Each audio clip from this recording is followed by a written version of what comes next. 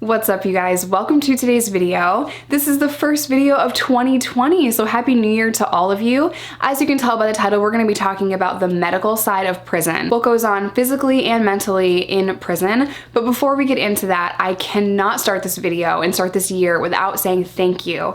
Thank you to each and every one of you for supporting me on this journey, watching my videos, hitting the like button, hitting the subscribe button. It's because of you that we are starting 2020 with 200,000 subscribers. That literally blows my mind, and it'll make me cry if I think about it too hard, but it's because of you guys that I have the motivation to continue my journey on YouTube and to branch off and do other things.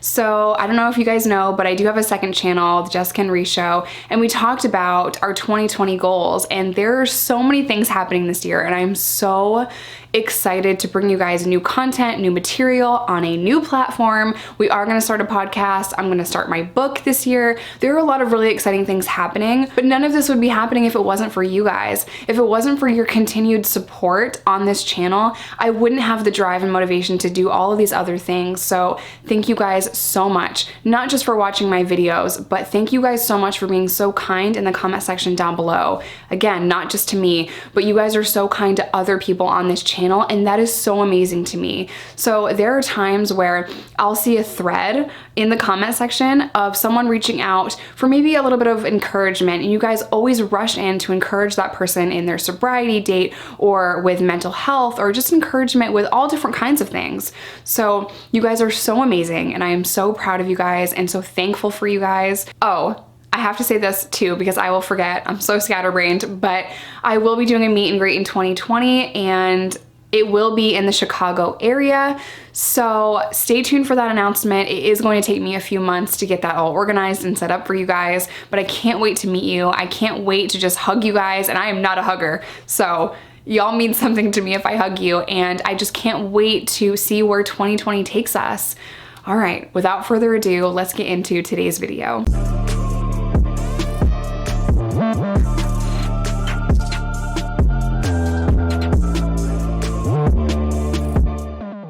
So I asked you guys on Instagram what questions you had as far as the medical side of going to prison. You guys, I got over 1,000 questions, so I took notes because, oh my gosh, I will forget, and I want to answer most of your questions. So let's start out with like the most basic of medical needs in prison: vision and dental. So something that you guys might not know about me is I'm blind as a freaking bat. So I can't see shit far away, and people always think that I'm mean mugging them, but it's because I can't see you. I'm not mean mugging, I'm blind. So what would you do if you get arrested and you wear glasses? Well, if you are arrested and you don't have your prescription frames, then you can have a family member or friend bring in your glasses to the jail. The jail will accept them, and the jail will give them to you. If you are arrested with them, you get to keep them. A family member or friend can bring them to you in a county jail. But say you get arrested, you don't have prescription glasses, then you end up in prison, no prescription glasses, right? And you really need them. You can fill out a medical form. It's called a kite or a letter, and you can go to the eye doctor. However, this only happens like once a month or so in prison. Now, you really only want to do that if you're really struggling to see. So I never had glasses in prison, and I actually didn't know my eyesight was as bad as it is until I got out, because it wasn't really a priority.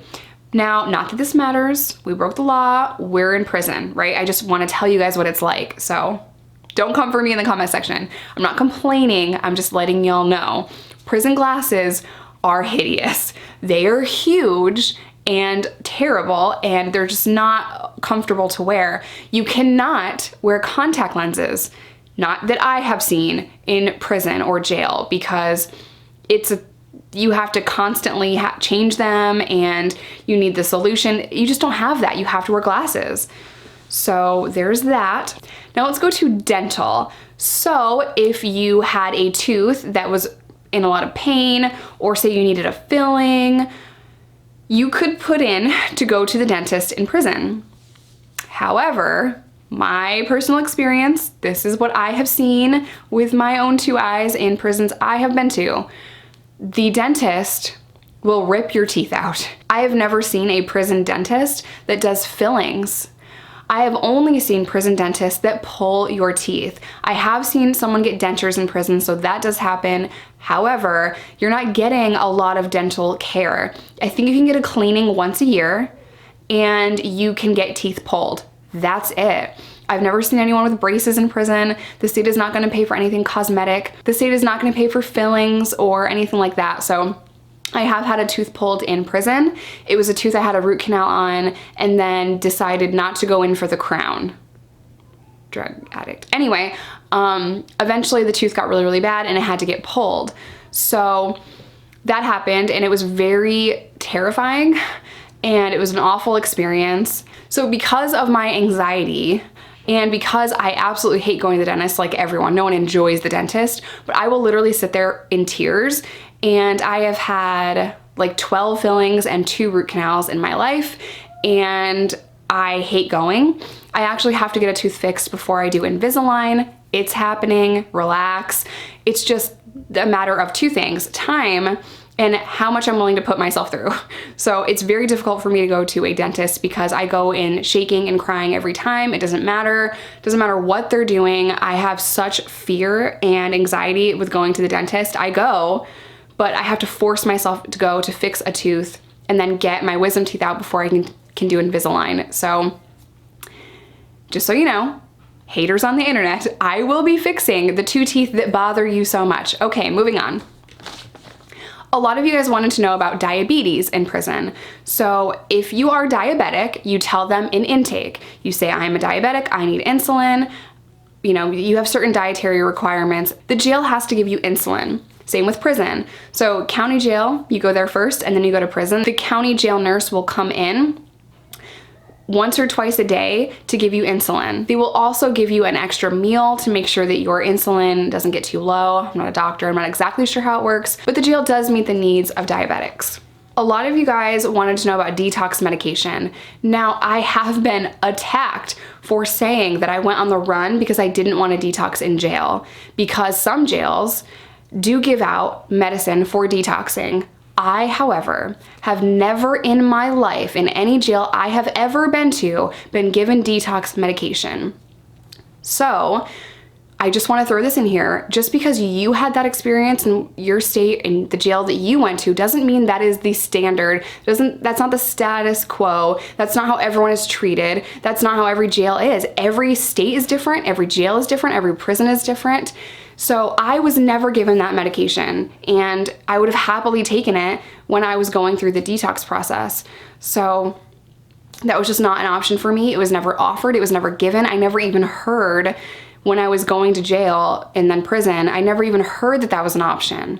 So I've never seen it. I do know that some jails are finally coming around to giving people detox medication. However, that was not my experience.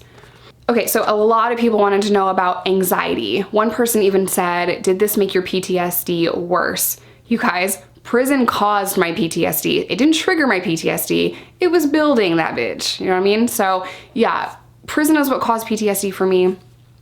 And anxiety. A lot of people wanted to know, what if you have anxiety? And just as real as I can put it, they don't give a shit about your anxiety. No one cares that you're anxious or nervous or scared. It's prison. Unless you are so anxious and unmanageable and you interfere with whatever's going on, they don't care. They will not do anything if you're anxious. They don't care about your feelings. I have seen women have panic attacks and be taken to medical. They come back after an hour or so of being checked out. But all they really do is they take your vitals, they ask you to calm down, and they try to talk to you a little bit. But that only really ever happens in rare circumstances. I didn't really see people getting pulled out because of an anxiety attack. If a girl is going through a really rough panic attack moment, it really is up to the inmates around that person to help that person, you know? And if they don't and it progresses and it gets worse, eventually maybe someone might go tell the guard. There are 2 teams in prison, you guys, us and them. Prisoners and cops, correctional officers. I did not talk to the officers. I never went up to the officers and asked for anything other than toilet paper, pads, or my mail. That's it. It's the only reason I would ever talk to an officer, unless they directly asked me a question. So if a girl was having a panic attack, other inmates would try to help that person if they liked you. It's prison. So let's transition here a little bit to more mental health. So at any time, you are allowed to put in a kite or a letter to go to mental health. That could take days. Now, it is very well known that if you are suicidal in prison, you do not tell anyone that you are suicidal. And here's why. The prison does everything under the umbrella of safety. They have to keep you safe. They don't care about what's going on in here. They care about the physical things that are happening. So if you threaten to take your own life, or you're reaching out and you're saying, I am suicidal, I need help, they will immediately take you out of the unit. They will put you in a cell by yourself. They will strip you of all of your clothes, put you in a turtle suit. They will keep you on suicide watch for 48 or 72 hours, where every 10 minutes they go by your empty cell. You have no possessions, no belongings, and they look at you every 10 minutes to see if you're okay. And a psychologist or a nurse is supposed to come check on you every day that you're in seg. One meeting, and they talk to you through the door and they say, how are you feeling? And obviously you feel even worse in that situation, but if you don't tell them that you're okay, you don't get to go back to GP. So it's very difficult.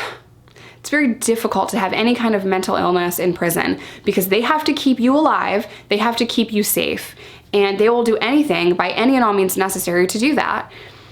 So when you are first taken to prison, you have to go through the intake process. They will sit you down, they'll go over your medical history in the infirmary, and then 1 to 2 days after you get there, you'll have to do the orientation video, PRIA, not awesome, which is a prison rape video that everyone has to watch. It's awful. And then you will be taken to mental health.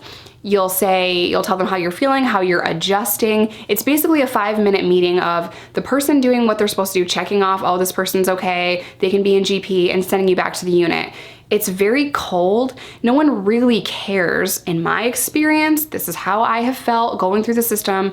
No one really ever cared. They just had to do their paperwork and make sure that they were covered. That way, if I, for example, went back to the unit and attempted to take my own life, the psychologist could have said, oh, I met with her 10 minutes ago, she said she was fine. And that way they're covered. So you can go to medical, you can go to mental health. The only techniques that I have seen effective for mental health is writing down things in a journal. I have found that I've seen a lot of women find a lot of release in that, writing down their thoughts. They're encouraged to write poetry or just write down how they're feeling, vent in a notebook, and mental health will give you a notebook to do so. Another tool that I saw be a little bit effective was they would give people that would self-harm rubber bands. And if you're feeling stressed, they would snap the rubber band. And I saw one girl who was my friend who did self-harm. She really liked the idea that she was not going to get scars on her arm anymore, that she was snapping this rubber band. And when I would see her do that and she'd become increasingly more anxious, I would always try my best to talk to her and see if she was okay. However, I've seen correctional officers taking away rubber bands on inmates that were given them by the psychologist in prison. So just imagine that. The psychologist is trying to help someone by giving them a tool to use so that they feel less anxious, so they don't self-harm. Then the correctional officer goes right around and takes it away from them. It doesn't matter that they have a note for mental health. The correctional officers, in some instances, do not care. Are there good correctional officers out there? Absolutely. Are there people that work in prison that care? Yes. There are good prison nurses. There are good psychologists. There are good mental health staff members. There are good people that volunteer for programs. There are good correctional officers. But the reality of it is, the bad far outweighs the good in my personal experience and my experience in having friends in prison my entire life. So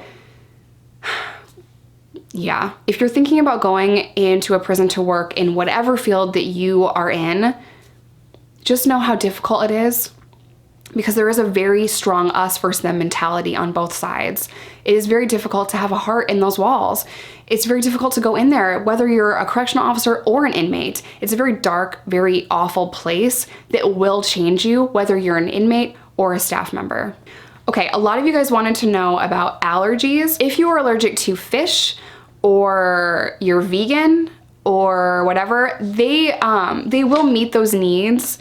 So a lot of people that were vegan just get a bunch of peanut butter. In New York, if you're a vegetarian, it doesn't really matter because everything is soy meat. In Arkansas, I didn't really see anyone that was vegetarian or vegan because we're in prison. You know what I mean? I didn't really see anyone that cared about that. But I probably just didn't pay attention because I didn't care about that. You know what I mean? But I did see vegans just get peanut butter. Someone asked, how often do they withhold care? I have seen prison nurses walk by cells and just stand in the doorway pretending to talk to an inmate in segregation, and then they walk to the next one. They just stand there. They don't say anything.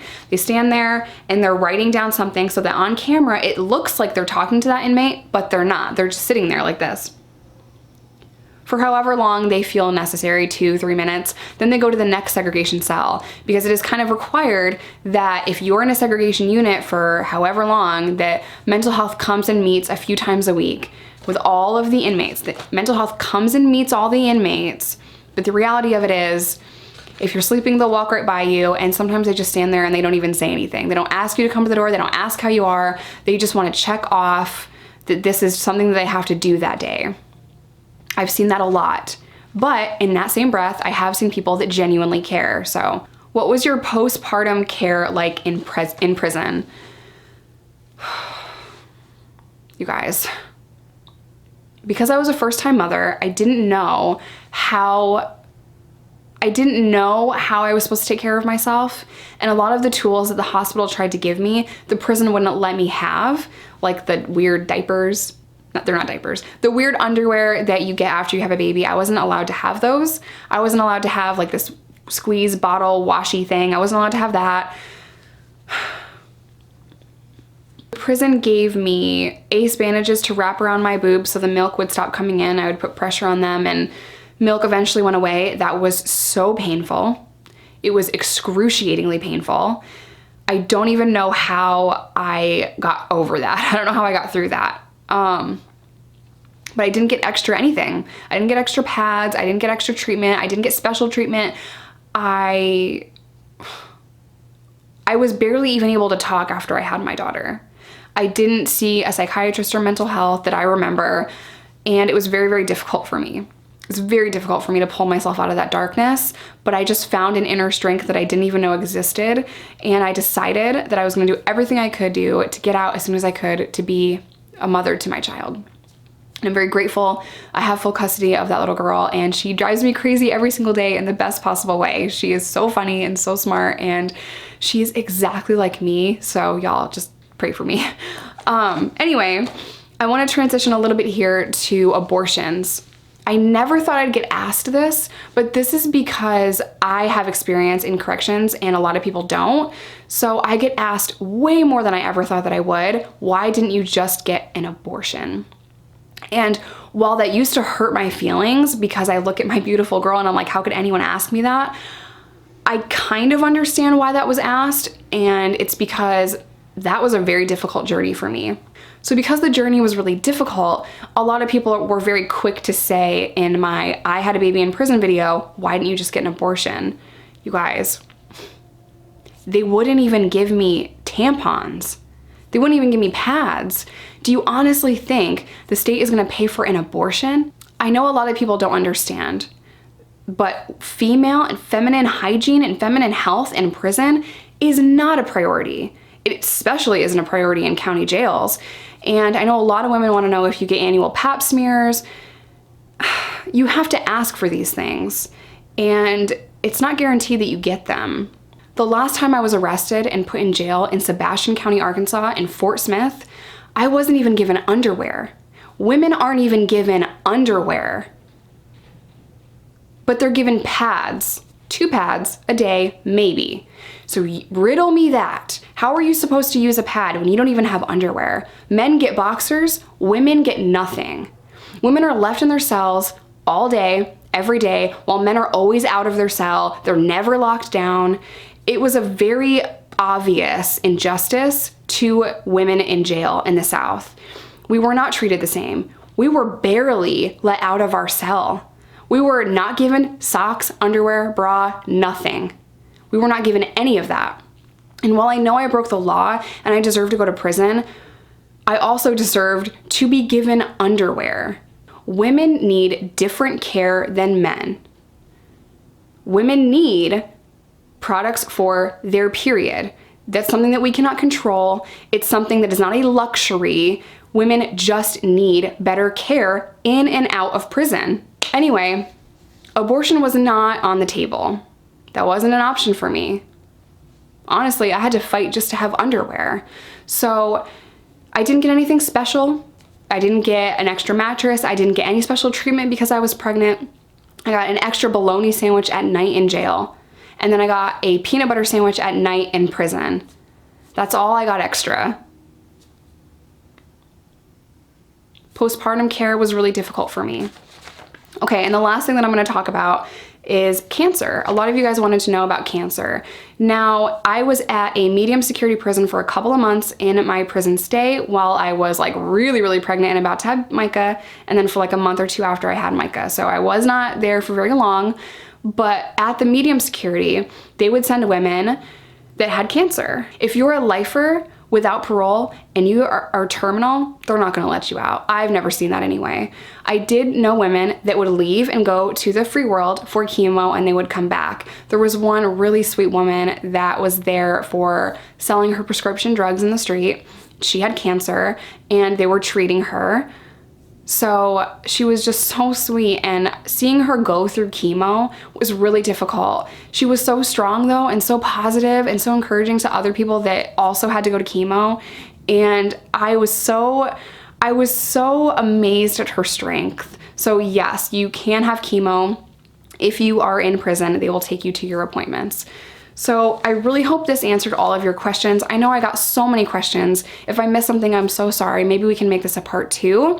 I know this is a very heavy video to start 2020 off with, so I do apologize for that. But I'm gonna end today's video here. I love you guys. Stay safe, stay sober. Let's kick 2020 off with a bang together. Bye, you guys.